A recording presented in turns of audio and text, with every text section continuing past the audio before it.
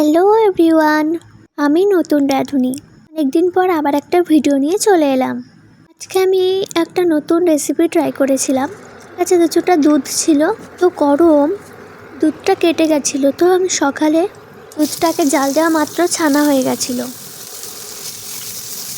আমি বুঝতে পারছিলাম না ছানাটাকে নিয়ে কি করব, তো আমি ট্রাই করলাম যে চলো পনির বানিয়ে নিয়ে যাক, কেমন হয় দেখা যাক।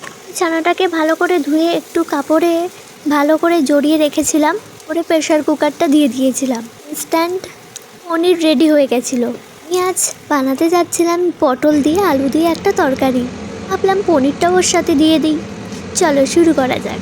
প্রথমে কড়াইতে তেল দিয়ে ভালো করে পনিরগুলো ভেজে নিয়েছি। আমি বেশি ভালো করে পনির ভাজি না, কারণ পনির বেশি ভাজলে না কেমন শক্ত শক্ত হয়ে যায়।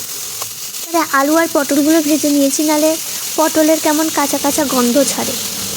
রান্নাটার জন্য লাগবে একটু পেঁয়াজ, আদা, কাঁচা লঙ্কা, আর বেশি কিছু লাগবে না। পেঁয়াজগুলো ভালো করে ভেজে নিয়ে, পারলে তোমরা টমেটোও দিতে পারো। পেঁয়াজ ভেজে ঠান্ডা করে মিক্সিতে একটু পোস্ত, একটু সাদা তিল দিয়ে মিক্স করে নিয়েছিলাম।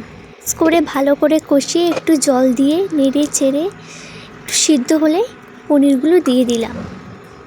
তোমরা পছন্দ অনুযায়ী একটু চেক করে দেখতে পারো যে কতটা নুন লাগবে কি না।